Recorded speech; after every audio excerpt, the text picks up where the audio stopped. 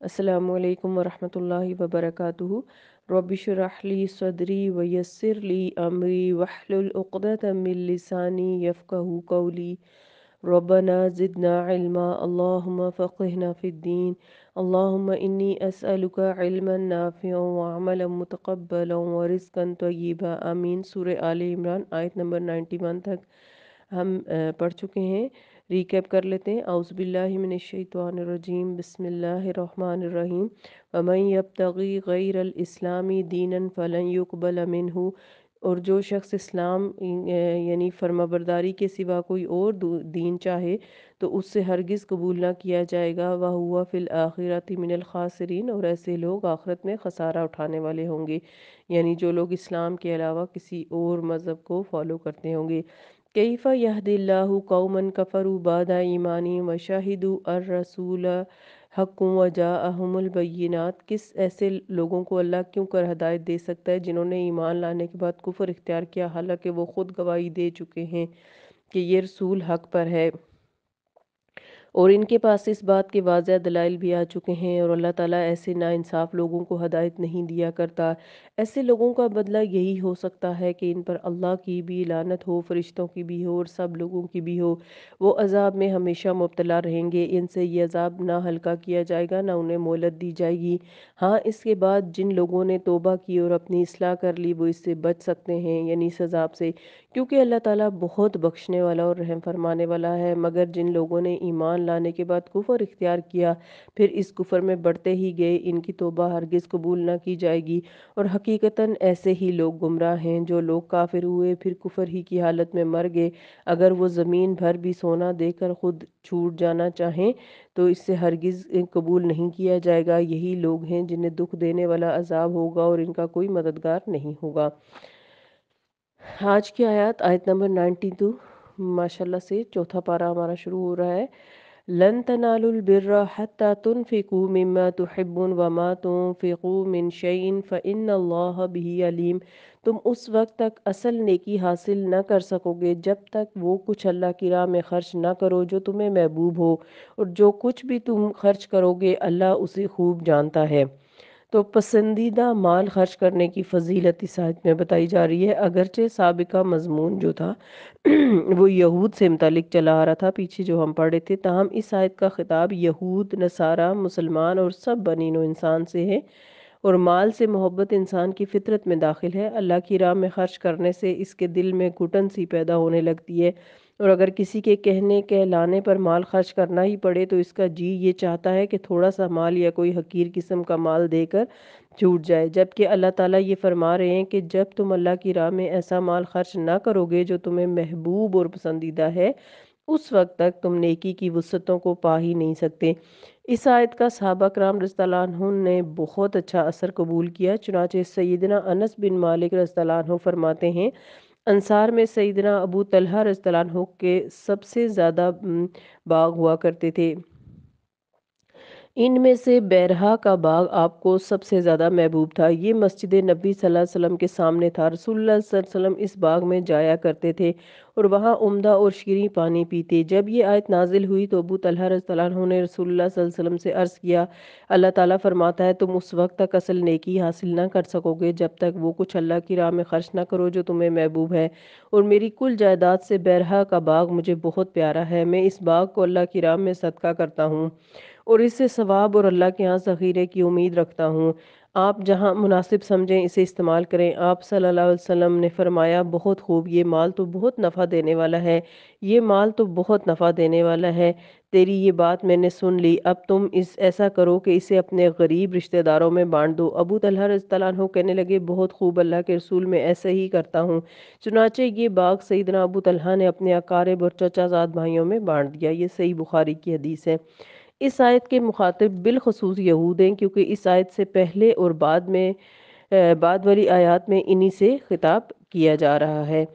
सूद खोरी और हराम खोरी की वजह से बुखल इनकी तबीयतों में रच बस गया था। मजहबी तकद्दुस और पहचान के लिए इन्होंने चंद ज़ाहिरी अलामात ही को मेयार बना रखा था। इसी तकद्दुस के पर्दे में इनकी तमाम तरकबाहतें छुप जाती थीं, जिनमें से एक बात बुखल और माल से शदीद मोहब्बत थी।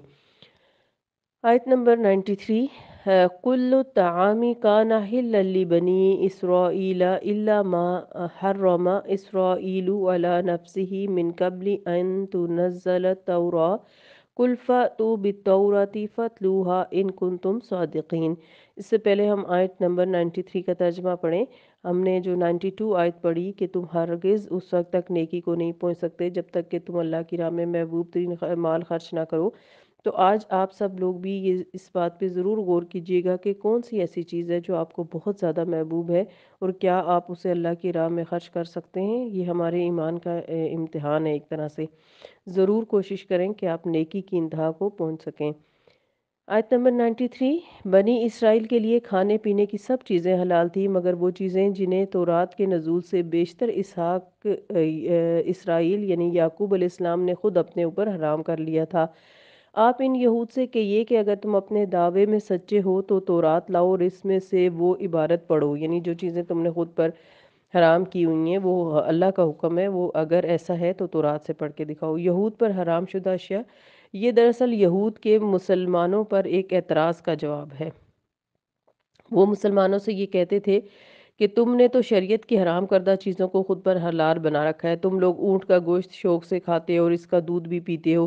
اللہ تعالیٰ نے اس کا جواب یہ دیا کہ یہ چیزیں میں نے حرام نہیں کی تھیں بلکہ تورات کے نازل ہونے سے مدتوں پہلے یعقوب علیہ السلام نے خود اپنے آپ پر حرام قرار دے دی تھیں۔ یعقوب علیہ السلام نے ان چیزوں کو کیوں حرام قرار دیا تھا، اس بارے میں کئی روایات ہیں، جن میں سے ایک یہ ہے کہ انہیں ان چیزوں سے تباً کراہت تھی۔ دوسری یہ ہے کہ آپ کو عرق النساء کی بیماری تھی اور اس کے پرہیز کے طور پر آپ نے ایسا کیا تھا۔ پھر ان کے اتباع میں آپ کے پیروکاروں نے بھی ان چیزوں کو چھوڑ دیا اور فی الواقعہ انہیں حرام سمجھ لیا۔ ان حرام کردہ چیزوں میں بکری، گائے اور اونٹ کی چربی بھی شامل تھی۔ بائبل کے جو نسخے آج کل پڑھے جا رہے ہیں ان میں اونٹ گوشت اور صافان کی حرمت کا ذکر موجود ہے۔ حالانکہ دور نبوی صلی اللہ علیہ وسلم میں قرآن نے بطور چیلنج یہ بات کہی تھی کہ اگر تورات میں سیدنا ابراہیم علیہ السلام پر یہ چیزیں حرام کی گئی ہیں تو لا کر دکھاؤ، اور یہود اس بات سے عاجز رہے، جس کا مطلب یہ ہے کہ اس قسم کے اضافے کیے گئے ہیں، کیونکہ اگر تورات میں اس وقت ایسے احکام موجود ہوتے تو یہود فوراً لا کر پیش کر دیتے۔ اور ویسے بھی پیچھے ہم نے پڑھا تھا کہ تورات اور انجیل ابراہیم علیہ السلام کے دنیا سے جانے سے بہت عرصہ بعد نازل ہوئے تھے، اس لیے وہ جو اس طرح کی باتیں یہود کر رہے تھے وہ سراسر جھوٹ تھیں۔ آیت نمبر 94 فَمَنِ افْتَرَىٰ عَلَى اللَّهِ الْكَذِبَ مِن بَعْدِ ذَلِكَ فَأُولَٰئِكَ هُمُ الظَّالِمُونَ۔ پھر اس کے بعد بھی جو لوگ اللہ کی طرف جھوٹی باتیں منسوب کریں تو ایسے ہی لوگ ظالم ہیں، یعنی واضح دلیل مانگی گئی نہیں دی گئی تو پھر اس کے بعد اللہ کی طرف اس طرح کی جھوٹی باتیں منسوب کرنا کہ اللہ تعالیٰ نے یہ چیز حرام قرار دی ہے، اور مسلمانوں پر الزام لگانا کہ تم لوگوں نے خود ہی سے یہ چیزیں خود کیوں حلال کر دی ہیں۔ تو یہاں اس آخری آیت میں یعنی آیت نمبر 94 میں کہا جا رہا ہے کہ جو لوگ اللہ کی طرف جھوٹی باتیں منسوب کرتے ہیں وہی لوگ اصل میں ظالم ہیں۔ آیت نمبر 95 قل صدق اللہ، آپ صلی اللہ علیہ وسلم ان سے کہیے کہ اللہ نے جو کچھ فرمایا سچ فرمایا۔ فَاتَّبِعُوا مِلَّةَ إِبْرَاهِيمَ حَنِيفًا وَمَا كَانَ مِنَ الْمُشْرِكِينَ، لہٰذا تمہیں سیدنا ابراہیم علیہ السلام کے طریقے کی پیروی کرنی چاہیے جو کہ اللہ ہی کے ہو گئے تھے اور وہ شرک کرنے والوں میں سے نہیں تھے۔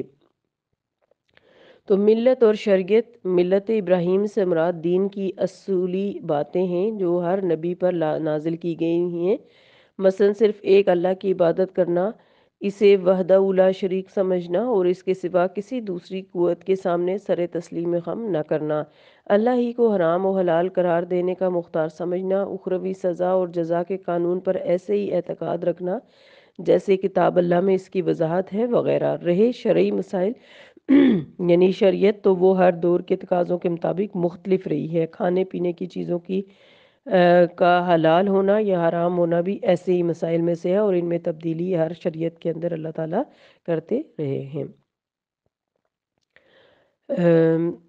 آج کی آیات یہیں تک کرتے ہیں، پھر اس سے آگے جو